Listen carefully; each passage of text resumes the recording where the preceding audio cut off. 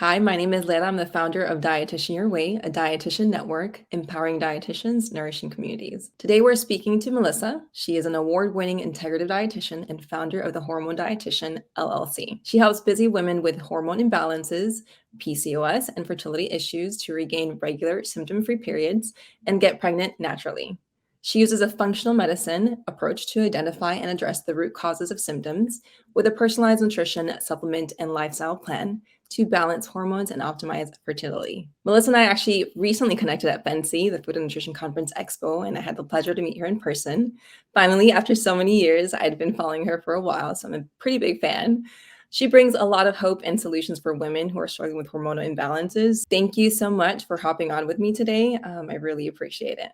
Well, thank you so much for having me. And the admiration is mutual. And I think that what you are doing is so, so important. So happy to be a small part of that.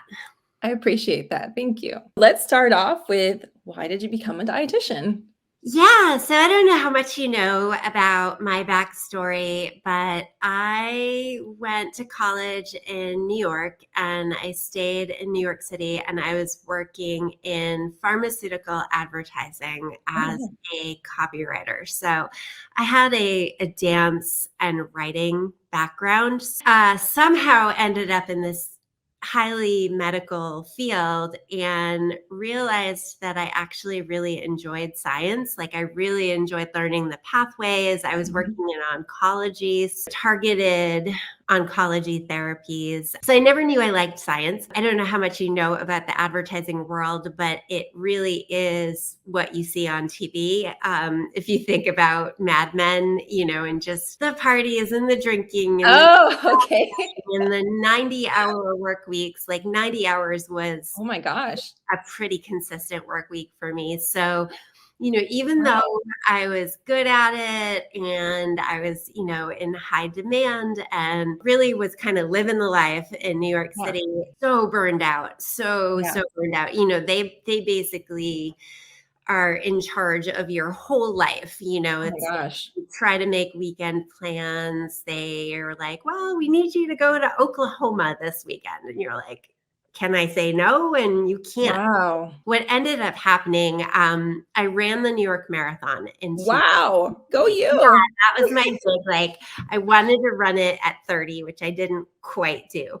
But I got there in 08, and then I was going to run it again. And halfway through the training, I was like, I'm not prepared. And like, I'm not the type of person to do something just to do it. I was like, I want to do it better than I did it last time. And I'd been traveling so much and working so late. And so I bailed and I postponed to the next year. So now we're 2009. And then same thing happened in 2009. And I was like, this is the second time I've had to cancel something that I actually want to do that's, good for my mental and physical health. And I had to cancel it because of what? A job? Like, a job. Why am I doing this? Why am I expending all of my energy towards making money for pharmaceuticals, basically? Even though I was working in cancer, and that made me feel better about it. I'm actually helping people have access to live longer, But so I started thinking, like, what could I do differently? And knowing that I enjoyed science, I was sitting in my living room in Brooklyn, and I had 4 bookshelves full of cookbooks and food politics and, all sorts of, nutrition books. And I was like, I wonder what it would take. I started going back in 2011. I started with all the prereqs, and it took me a few years to get there, to get another degree in nutrition and then do the internship and go into nutrition. And I wasn't really sure at that point what I wanted to be doing with nutrition. I knew it was going to be something combining communications and nutrition. I just didn't know what yet until I went through it and figured that all out. And so I ended up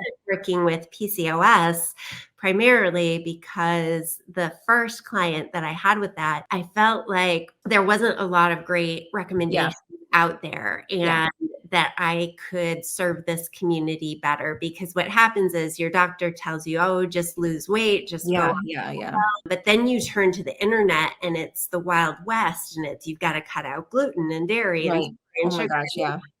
Okay, there's no evidence behind any of this. So let's come up with a more balanced approach to nutrition for Yeah. PCOS. And it's been working, it works really well. I love working with that patient community. So that's really how I ended up building my business. That's an amazing and wild ride. I Yeah. mean, I think the combination though of like communications, advertising, and dietetics and nutrition is like like the best like duo there. I think that that's amazing. And I think that we should all go for communications and dietetics mutual degrees because that's basically what we're doing. I think, one of the other things people don't really understand about my business is, even though I'm not formally trained in marketing, I have Mhm. 15 years of experience Yeah, in marketing and right. strategy and communications. Yeah. That all plays into the business too. And I'm always asking, people are always asking me, well, how did you build your business? How did you Yeah. do this and that? And I'm like, I can't really teach you how to It's be me, experience. how to go Yeah. experience 15 years in New York City Yeah. advertising, what that gains you Yeah. in terms of, it's a kind of a shortcut to learning how to communicate with people. And your messaging on Instagram and on your website, like everything is very in unison, and Mhm. it's very direct. And it sounds like you're speaking directly to your client. And I think a lot of dietitians, who are up and coming, I think they kind of think, well, how do I get there, right? And it's like you said, it's a lot of experience, a lot of years of experience, a lot of years of experience, not only in dietetics but also in communications, advertising, marketing, right? So I think it's a good like realization of like, hey, we'll get there, but let's take some time to learn, experience, and move forward. But yeah, I think, one of the other things that I see a lot is a lot of newer dietitians are kind of looking at other dietitians' websites and seeing, well, yeah, how are they saying things, and not realizing the market research that went into that. That's the piece that comes from that, is why I sound like I'm talking directly to my clients, is mhm. because I spent a lot of time talking to my clients, Yes, yes, using yes, the words that they use. They yes, don't say menstrual cycle yes, irregularities. They yes. say my periods aren't normal. It's really Oh man, fun in it's using yeah, that, it's so funny.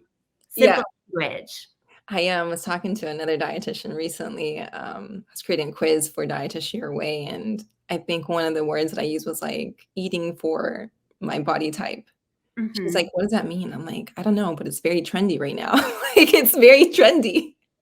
And Right. those are the key words that you kind of have to learn to use, but it comes with experience. It's not like, "Oh, it just came out of my mind or ChatGPT." It's literally what people are saying. Yeah, and sometimes it's surprising. I'm not saying, you don't wanna treat your audience like they're dumb, because they're not. No, definitely not. It's, and some of them are surprising, because I would say something like excess facial hair, just because that's Mhm. my training to break it down and say exactly what it is. But they Yes. actually do say hirsutism in my community, like the people who Nice. have it Oh, yeah, mean. yeah, yeah, yeah. So it's a fine line, and it's listening to them, which is really Yes, the theme of everything we're going to talk about today. It's about yes, listening to the people you're actually trying to. yes, yes, I agree. And every population has a different demographic and a different thing of what they're looking to do, and so yeah, every population, you kind of have to know your population, do some research, and figure out how to speak to them. So yeah, 100%. Okay, so after you graduated from school, how did you develop everything you are today? Where did you begin? Yeah, something that I've been seeing quite often, for newer dietitians, it's not like it used to be. You don't come out of school with your fresh RD and get a full-time job. Yeah, I don't know about you. yeah. Nobody in my internship program came out and got a single full-time job. So we all Wow. were kind of cobbling together, you know, Was this post like 2008 recession? this was 2016. So yeah, it Mm, was like that weird where yeah. every hospital job wanted you to have 2 years of experience. Yeah. How do I get Yeah. experience if I do? So I ended up cobbling together. I had 10 hours a week at a local private practice. I had per diem work at a long-term care center.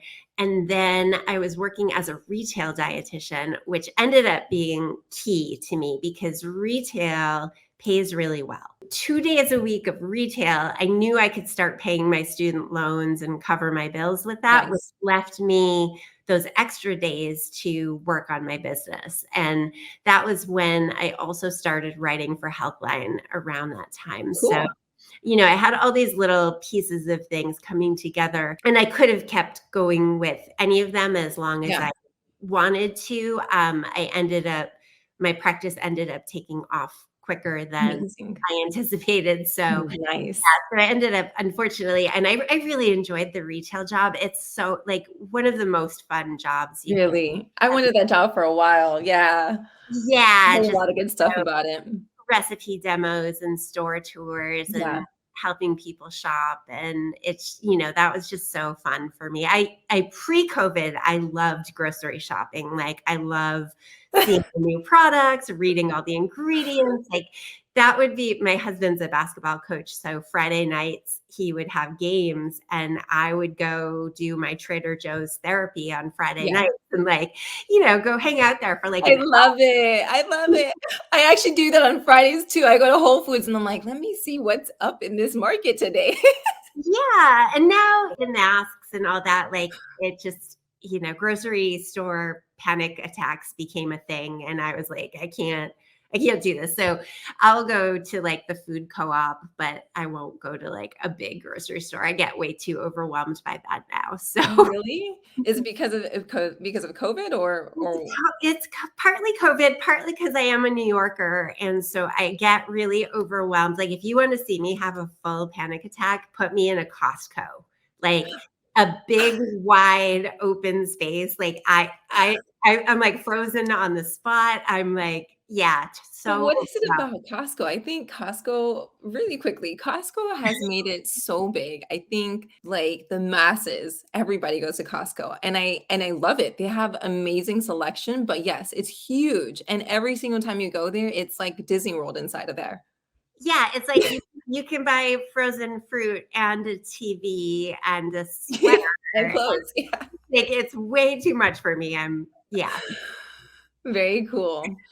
Tell me a little bit about what you're currently doing as an integrative dietitian. Now I live in New Hampshire. I moved up here to finish off school, met my husband, and so we're here. I work entirely from home, entirely virtually, licensed in all the surrounding states because we're very close up here. Yeah. State is 10 minutes away. And I do primarily online one-on-one programs, sort of high-end one-on-one programs that include functional lab testing. I'm looking at the root causes of PCOS and hormone imbalances. I do group coaching programs, which are more the educational piece around how to eat, how to exercise, what supplements to take, with the group coaching piece attached to that. The online course you can take separately from working with me. So Mhm. that works, no matter what state you're in, you can take the course.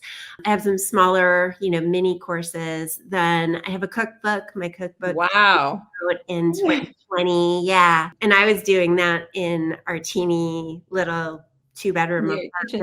apartment. Where we were living when I was going to school. So I ended up doing the whole cookbook in that tiny kitchen. So cool. And then a podcast, which hopefully season 2 will be coming back soon. I have some episodes banked. I just need to get them edited and Yeah. posted and all of that. There's never enough time to do all the things. Oh, I know. Entrepreneurship is a never-ending to-do list.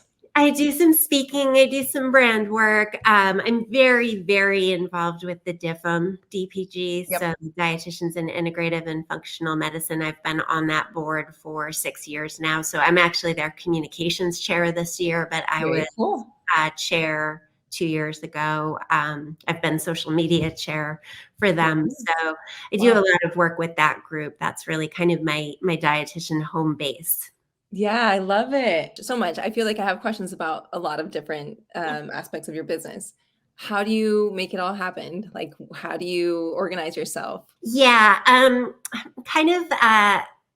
I like some structure, but I don't like to be overscheduled. I'm again with the panic attacks. Like if I open my calendar and there's like 30 appointments, I'm just like, what even is this? And my practice has gotten to that at some points, and I'm like, I have to scale this way back because this is too much. Yeah. I have sort of dedicated days, this day is for seeing clients. These 2 days are for meetings and possibly client overflow. I have content creation and admin day. And then Fridays, I try to wrap up some ends and then try to end early on Fridays. That's been my goal for the past couple of years. So Very nice. I can do something personal in the afternoon, whether that's grocery shopping or, just something fun, coffee with Yeah. a friend or something.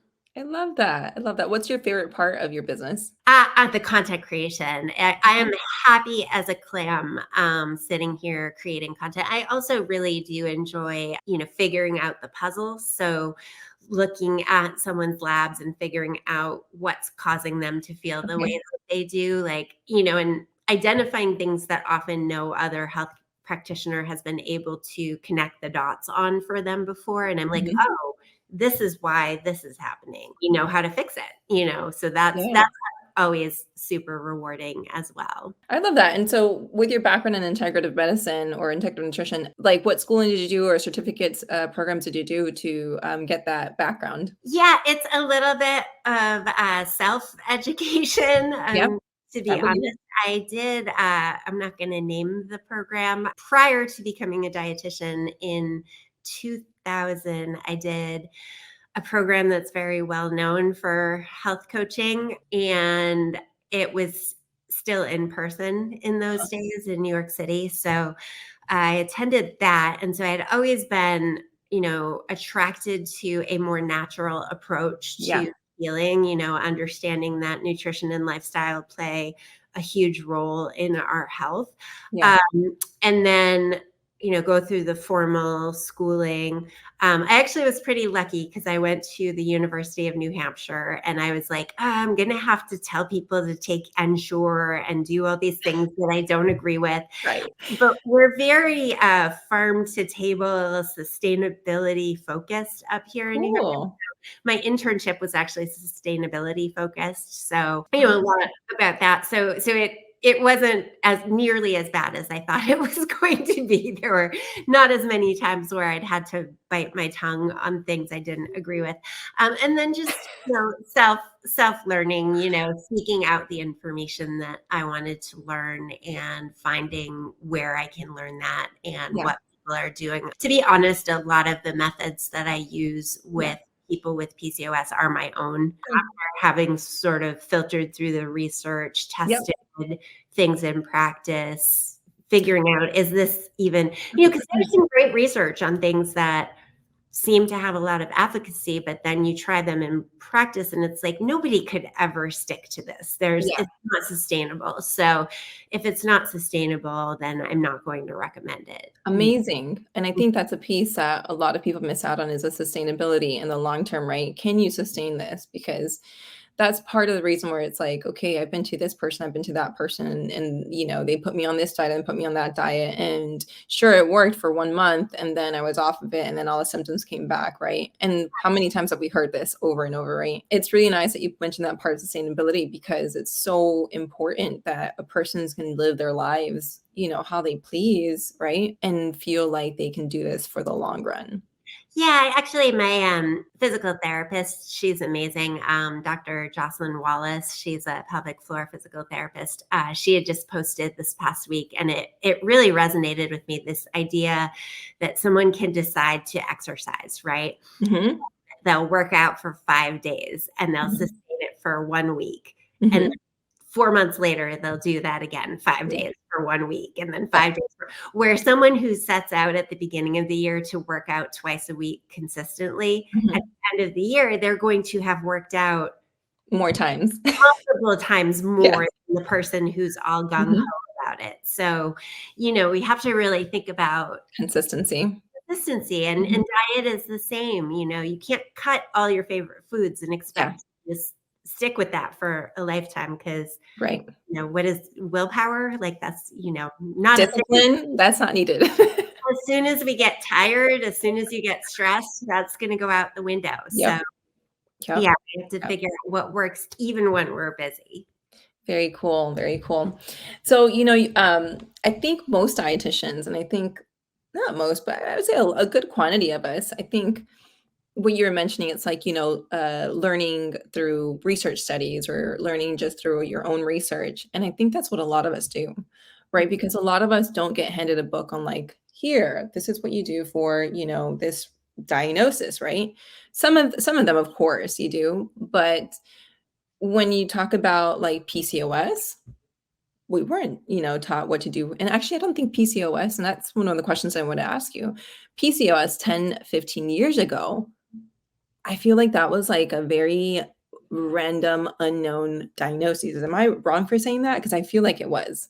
Yeah, I think it was identified in 1935. I honestly think it's a good thing, as awareness is being raised Mhm. and diagnosis rates are going up. But I do think that it's women who are my age, who now have teenage daughters, who are much more outspoken about these kind of things. I mean, my mom didn't talk to me about periods. She handed me a book and came back an hour later and she said, "You don't have any questions, do you?" And I was like, "Nope, all good." Same with the second book. Like, I got the two books and it was like, "You don't have questions, right?" I'm like, "Nope, all good."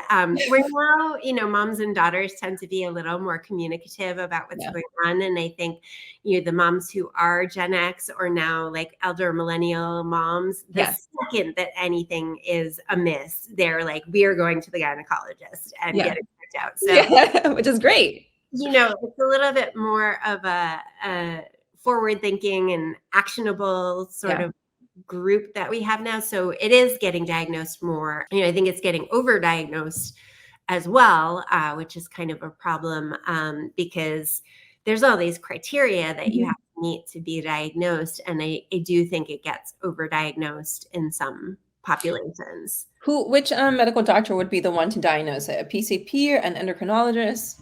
Sometimes a PCP, usually they refer to a GYN, rarely refer to an endocrinologist unless there's already diabetes or a Okay. thyroid issues. Sometimes, and I see this a lot in my population, is the women who are in their early 30s. Mhm.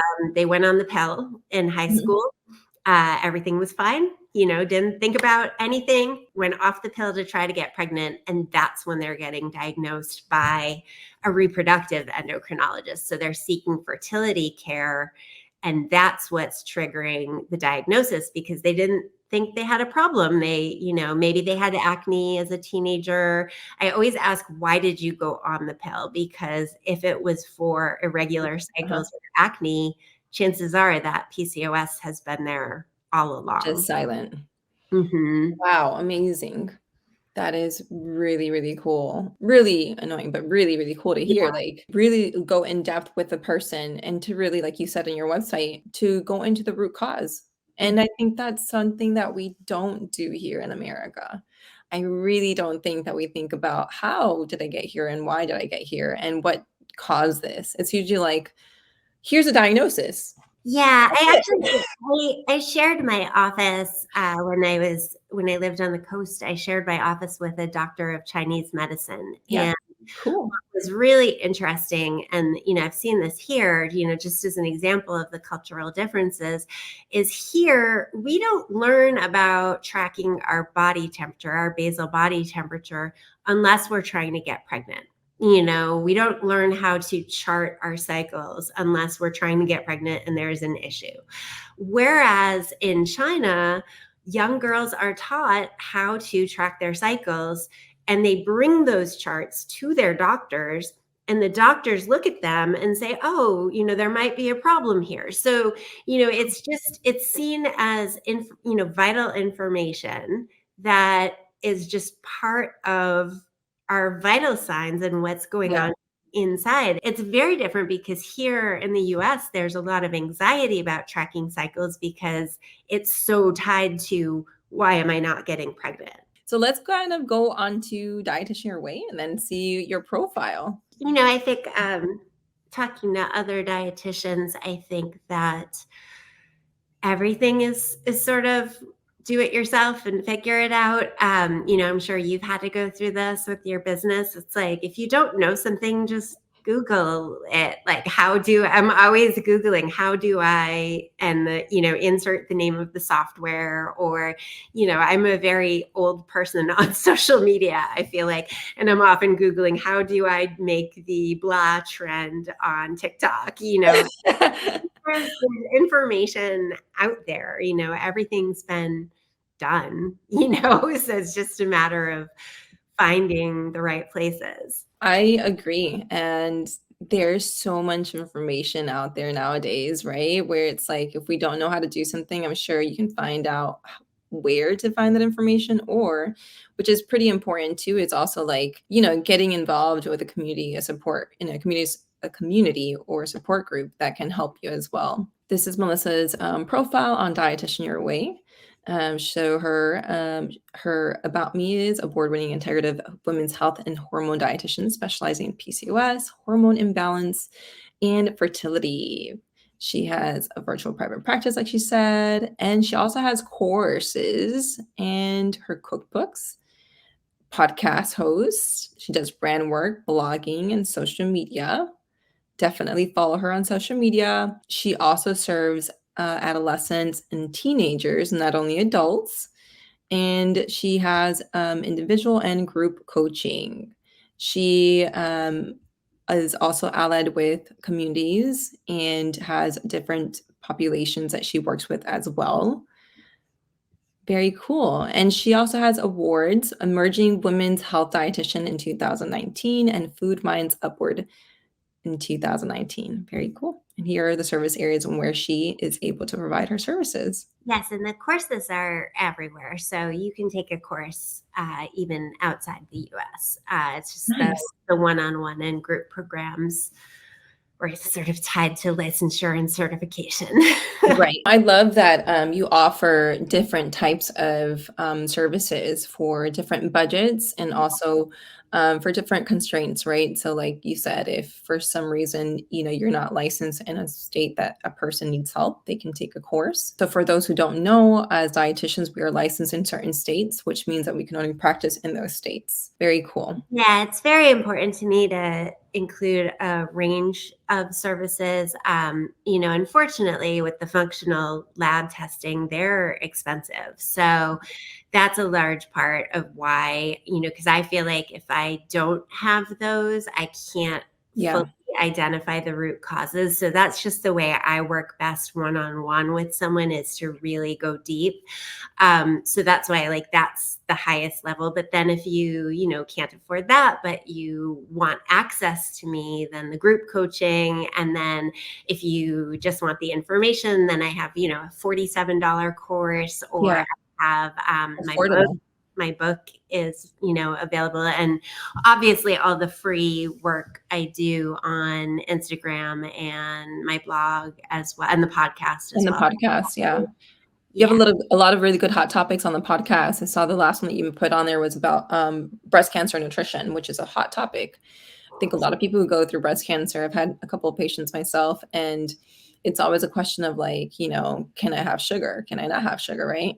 And then a lot of fear too that sets in when you have a diagnosis like that as well. Thank you so much for hopping on. You have so much services and knowledge to share and spread with the world, and specifically with women. You are helping women, you're empowering them, because when someone is able to eat confidently and feel good in their bodies, they're going to be empowered. So thank you for the work that you're doing for us as women, which is really important. Yeah, one other thing, just because of the nature of this show, and I feel like it's important to talk about because it doesn't get talked about a lot, is that not only women get PCOS. What? That's a shocker for me. Let's dive in there then. Okay. Yeah, so anyone who was assigned female at birth and had ovaries can develop PCOS. And so there are people who do not identify as female who have PCOS, and they often get left out of the conversation. Wow. And you look at, the branding of all of the major PCOS groups out there, it's all pink everything. And it's all girl power and Right. PCOS sisters and all of Right. that. And so I do feel like it's important to be more inclusive in my language and who I help and am Yeah. speaking to. So that's just something that I am very conscious and aware of in my messaging, and I Yeah. don't see that very often. I do. It's Yeah. funny though with the First time I ever terminology. hear it. Sorry, It's what? it's funny with the terminology because I'm a women's health dietitian, but then it's like, okay, well, am I a reproductive hormones dietitian? But then I feel left out. Like I don't have children, I have hormones that were Yeah. not just for Yeah. reproduction. So I feel like we haven't quite honed in on like menstrual cycle hormones, but then does that address people in menopause? Like, there's not a term, I don't There think, isn't. Maybe one day there will be, but like, thanks for correcting me on that. I appreciate that because I honestly had no idea. So now I'm informed and our audience is informed as well. So I appreciate that. yeah, it's why I always avoid cutesy language like "Hey girl" or like, Yeah. sisters, CYSTERS is like a cutesy PCOS term, and it's like not something I would ever use. Thank you for hopping on. I appreciate it. You guys go follow her at the Hormone Dietitian on Instagram. She's also on Dietitian Your Way, and she also has her own website as well. Melissa, what is your website? Yeah, it's the hormonedietitian.com, and on Instagram I'm just the.hormone.dietitian. Perfect. All my stuff is there. Yeah. Very nice. And for those of you guys who are listening in, you guys can follow us on YouTube. And you guys can also follow us on Podbean and also on Apple to listen to our podcast as well. It's been a pleasure talking to you, Melissa. Thanks so much for joining us.